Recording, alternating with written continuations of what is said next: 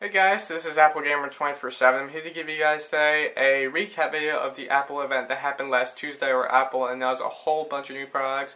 So I figured I'd give you guys a recap video and just give you guys what I think of all this new stuff. So let's get started.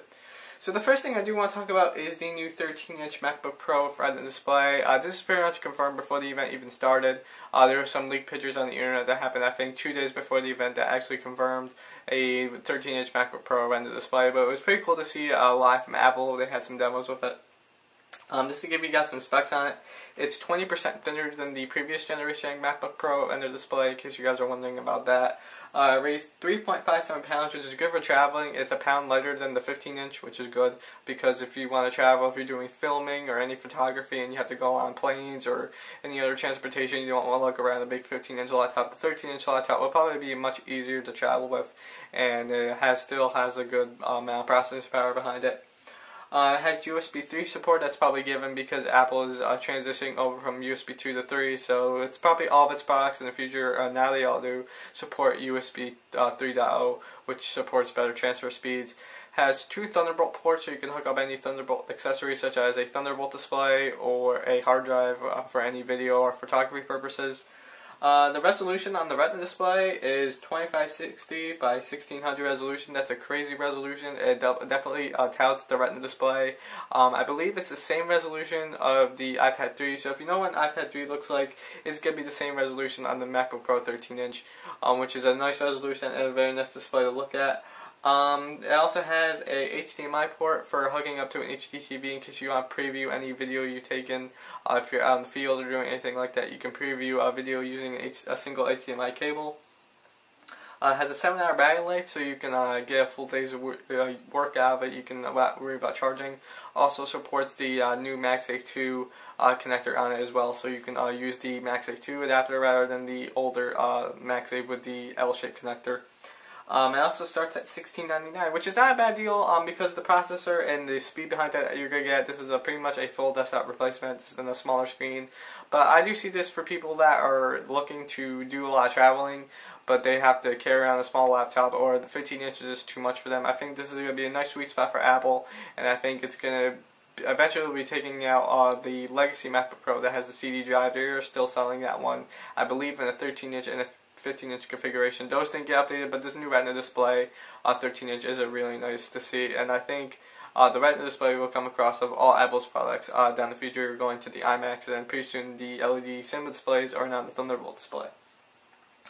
Another thing that was also updated that kind of surprised me a little bit was the Mac Mini. The Mac Mini also got updated. The only thing that the internet said that was updated with the Mac Mini was the hard drive, which you can either get a 1TB hard drive or a solid state drive. Some Iron Bridge CPUs, and that was pretty much about it. To me, it's kind of a boring upgrade because I'm waiting for a new design of a Mac Mini. The Mac Mini is getting kind of old now because the design is still the same. I want something new. So yeah, that's all I have to say about that. But if you're looking at a pretty good sized Mac or a server, I know a lot of people use Mac Minis as a server. This $599 price tag is a pretty nice deal. I believe for an extra like $400, I believe you can upgrade that to a server and you can get some preloaded server applications on that. But I think you have to order that through the Apple online store.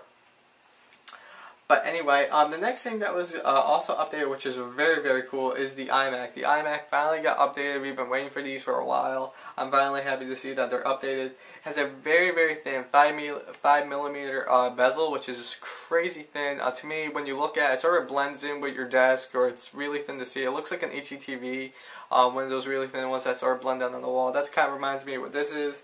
It has the same screen sizes as we had before, the 21.5-inch and the 27-inch, which is not bad. I thought those were great screen sizes.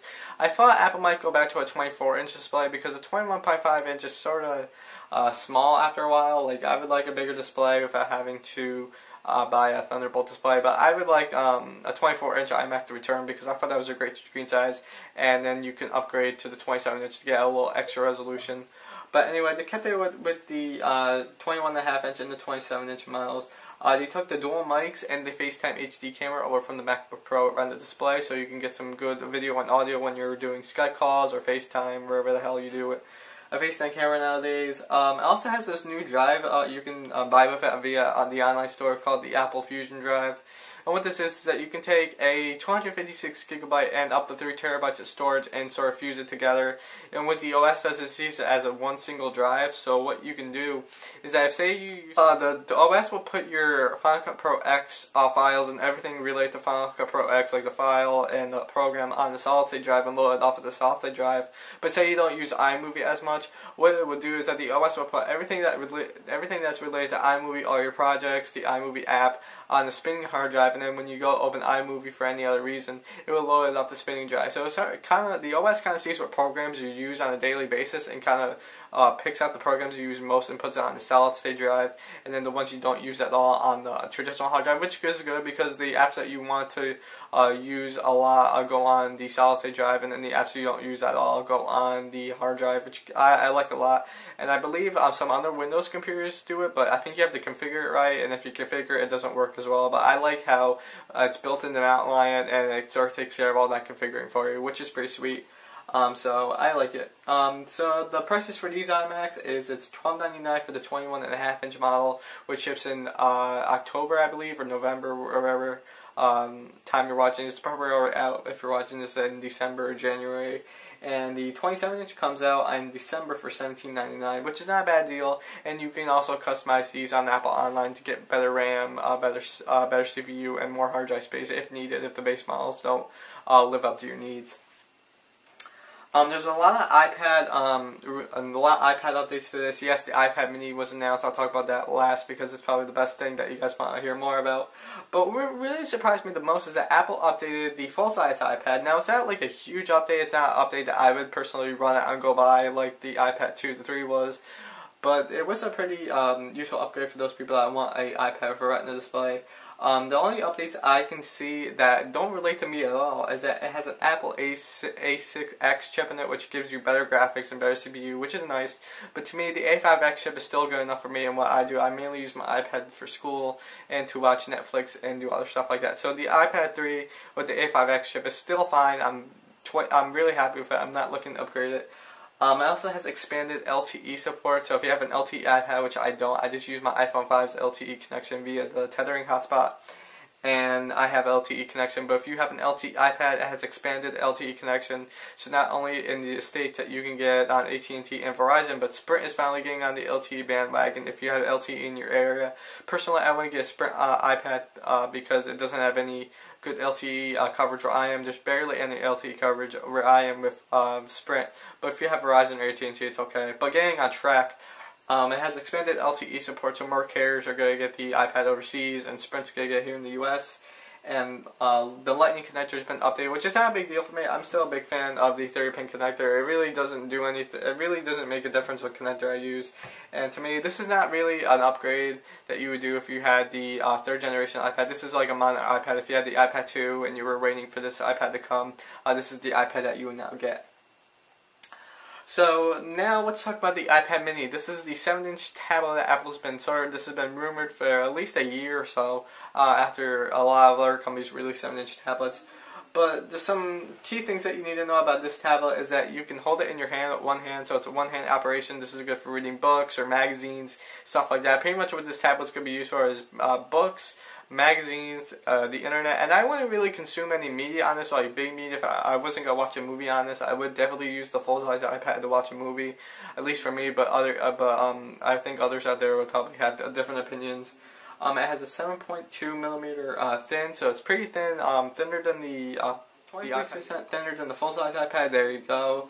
50% lighter, so you can hold it in one hand without your arm getting tired. That's one of the problems I have with my iPad, is if I hold it for a long time with one hand. It used the A6 chip because it's newer and they want to migrate all their apps to the A6 chip. But now they're using the A5 chip in this. It's dual core, which is fine for me if you want to just use the web, check email, and just read magazines on it. The A5 chip is a perfectly good chip. But I was expecting Apple to use the A6 chip. Let's see here. Has a 5-megapixel camera on the back for taking pictures and 1080p video. The FaceTime HD camera, as always, for doing FaceTime HD camera shots. LTE, you can configure this in LTE with the expanded LTE coverage that I talked about, and ships next Friday for $329 for 16 gigs, which is perfectly good. I think this is going to be a good iPad for everybody. I think this is going to be the starting iPad, and then once people like this iPad, they might upgrade to the 9.7-inch version because you can get a lot more screen real estate and take advantage of the full iPad apps, even though Apple says that a small iPad can run all those full native iPad apps. But if you want the full experience, the true native iPad experience, I think you're going to get the 9.7-inch version after you try out the iPad mini. So personally, am I going to get the iPad mini? Yes, I will. I'm planning to get one, I would say, within the next month. I'm actually waiting for Apple to give me a gift card because, as you guys know, Apple issued a recall on some 1TB drives of the iMac. And as you guys know, over the summer, I got my 1TB drive replaced, and I actually called Apple, asked if they can work with me. They're being very nice, and they're actually looking into reimbursing me for my repair. I just had to send them the receipt, so I'm in the process of getting my money back, and I will take the money that I spent with the iMac repair and put towards an iPad mini. So I expect an iPad mini unboxing within a month. I just have to see how long Apple's going to take to get my claim through, and then I'll be making some more videos on the iPad mini. So anyway guys, hope you guys enjoyed this video, and I will see you guys later.